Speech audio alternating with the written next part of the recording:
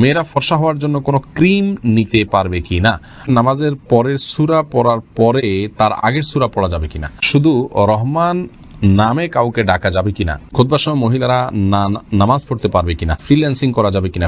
এনায়েতুল্লাহ মিশকাত জানতে চেয়েছেন শুধু রহমান নামে কাউকে ডাকা যাবে কিনা। না, উচিত নয়। রহমান এটা আল্লাহর নাম, অতএব শুধু রহমান নামে কারো ডাকা উচিত নয়। আব্দুল্লাহ অথবা আব্দুর রহমান এরকম ডাকবেন। আল্লাহর যে নামগুলোর অর্থ মানুষের জন্য ফিট হতে পারে এরকম নাম আপনি রাখতে পারেন, এরকম নাম রাখা যেতে পারে। যেমন রউফ, রহিম, এরকম নামে কাউকে ডাকা যেতে পারে। কিন্তু রহমান আল্লাহর এমন নাম যেটি অন্য কারোর জন্য ফিট হয় না। আল্লাহ তাআলার মৌলিক নাম বলে অনেক স্কলাররা মত দিয়েছেন, যার কারণে এটি কোনো মানুষকে রহমান বলে ডাকা উচিত নয়। ফৌজিয়া আফরিন জানতেছেন খুতবার সময় মহিলারা নামাজ পড়তে পারবে কিনা। হ্যাঁ বোন, পড়তে পারবে, কোনো অসুবিধা নেই। খুতবা শুরু হলে মহিলা নামাজ পড়তে পারবেন না এমন কোনো কথা নেই। নূর আলম জিকু আপনি জানতে চেয়েছেন মেয়েরা ফর্সা হওয়ার জন্য কোনো ক্রিম নিতে পারবে কি না।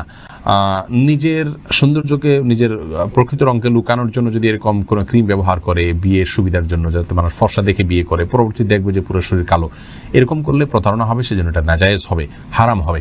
আর এমনিতে নিজের রূপচর্চার অংশ হিসাবে যদি তিনি করেন, এখানে কাউকে প্রতারণা করার কোনো স্কোপই নেই। ধরুন বিয়ে হয়ে গেছে কথার কথা, অথবা বিয়ের এখনো আলোচনাই নেই, তো এই জায়গা থেকে জাস্ট নিজেকে সুন্দর হিসাবে প্রকাশ করার জন্য করছেন, তাহলে সেক্ষেত্রে এটা করতে পারেন। আর যদি এখানে ব্যাপক পরিবর্তন হয়, অর্থাৎ গোটা রংটাই টোটাল চেঞ্জ হয়ে যায়, তাহলে সেটা জায়েজ নাই, কারণ লা তাবদিলা লিখালকিল্লাহ, আল্লাহর সৃষ্টিতে পরিবর্তন করা জায়েজ নাই।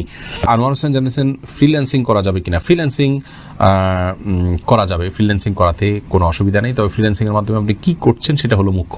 ফ্রিল্যান্সিংয়ের মাধ্যমে আপনি যে কাজটা করে দিচ্ছেন ক্লায়েন্টকে, সেটা যদি হারাম কাজ হয়, সেটা যদি গুনাহের কাজ হয়, সেটা যদি নিষিদ্ধ কোনো কাজ হয়, তাহলে সেটা না জায়েজ।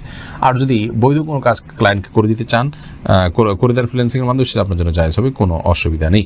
এমডি সেলিম জানিয়েছেন নামাজের পরের সূরা পড়ার পরে তার আগের সূরা পড়া যাবে কিনা।